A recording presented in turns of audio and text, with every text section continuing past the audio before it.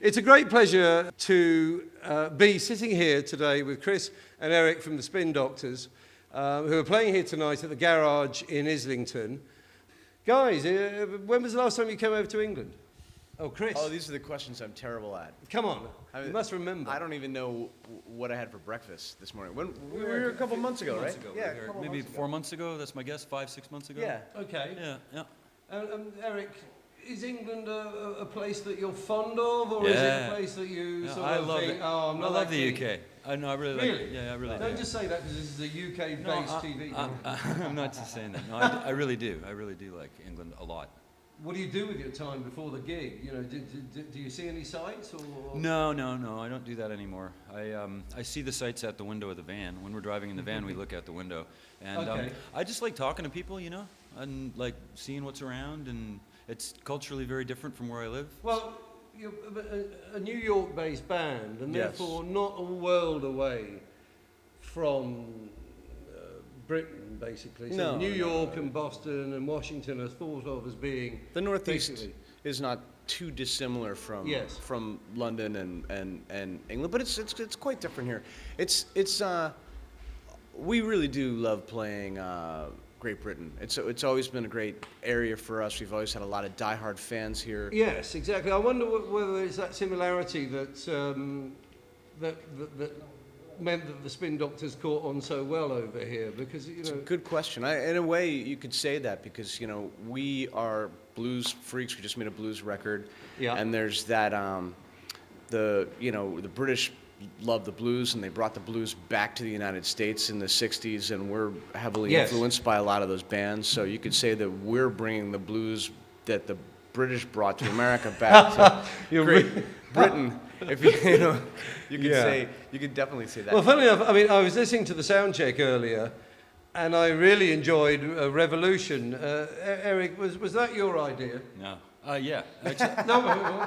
No, because it wasn't my idea to play to learn a Beatles song, but actually Revolution. We got to pick. We did a gig at the old Savoy Ballroom in New York, which is now called the Hudson Theater. Yeah. Which is an incredibly cool historic place, and it was for the 50th anniversary of the Ed Sullivan Show in New York when the Beatles came over, which is like probably means nothing to people over here. Ed Sullivan means a lot to British people. But that day when the Beatles came over means a hell of a lot to Americans. Yeah. And so we were part of that thing, and we picked a few Beatles tunes to do. And actually, I did pick Revolution. That was one of my Fair calls. enough. I've recently been listening to a lot of not new Beatles tracks, but tracks that I've never heard before. And it seems to me that the Beatles, the longer time goes on, the better their legacy becomes. Did they influence you as a songwriter and a guitarist? Yeah, hell yeah. I think they probably influenced everybody I know, too. I'll just make it really sweet and short, and I'll say that when I was a little boy, my dad brought home the White Album when it came out. Right? Nice move. So from there, and Magical Mystery Tour, he brought that home, and a few others, Sgt. Pepper.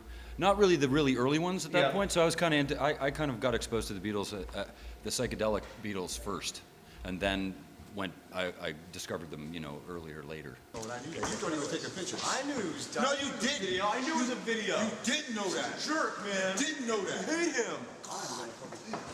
All right. Yeah, that is G Street. You had no idea what he was doing with that camera. didn't know what he was doing there. You weren't completely clueless. I thought he was fucking mucking about. I thought you were mucking about. So where did Chris, the sort of seminal funk rock, as it were, of early Spin Doctors Where'd that come evolve from? Yeah, because I mean we've seen it later in bands like the Chili Peppers and things, but I think kind of the combination, the mashing it together was down to you guys. Well, we were after the Chili Peppers, so there was a couple of bands, Chili Peppers and after the Chili Peppers, but 24/7 Spies, and there were a bunch of bands that were playing this kind of hard variety of funk around. Living Colour. Living Colour was Yeah, and I used to like they them. were a big influence on us because they were a New York band, and we knew those guys. And Did you? We Right. looked up to them tremendously. Yeah, they were great. I really enjoyed them. But we were coming at the funk really from a slightly different angle because I think that we were trying to be a little bit more old school. Like we were kind of coming at it from a James Brown. Okay. Wouldn't you say, Eric? I mean, it was sort of like we were more rhythm and blues. Yeah, but initially. Initially, yeah, and then Right. but then there was all this like hard, what I called like hard funk around us. It was stuff with a kind of an edge and but still had, you know, that kind of funk to it. But the truth of the matter is, we were playing these bars in New York City, and we were told by the proprietors to play funky music, get people thirsty, make them drink, Okay. deteriorate their moral fiber, I like it. so that they would buy a lot of booze, or we were fired, or we would be fired. So right. It was a necessity, you know. It's to go back to the Beatles thing. It was like the Beatles in Hamburg. Like Beatles we in played Hamburg these. had to play for ages. Yeah, we played these long nights. We played from like 9 or 10 until 4 o'clock in the morning, and we had to keep it. Yeah. We had to keep it funky and keep people moving. And how long are you going to play for tonight? To the minute? Can you Well, give we me have the exact there's timing? the garage, as you call it, has a curfew. So we Until yeah. they tell us to. 10 o'clock on a Saturday night. I mean, what the... Yeah, go figure. You know. It's odd. Eric, have you accumulated more guitars over the years or less? Have you thinned out your collection? I went for a long time without having many, and now I have many. It's been really only the last 2 years Which I've is the gotten a one bunch that you more. can't touch and you can't even look at? Which is your finest? I don't really have one of those, actually. Oh. What I've done is I play at home in clubs locally, and I can take my, guitars that I can't travel without to gigs that way.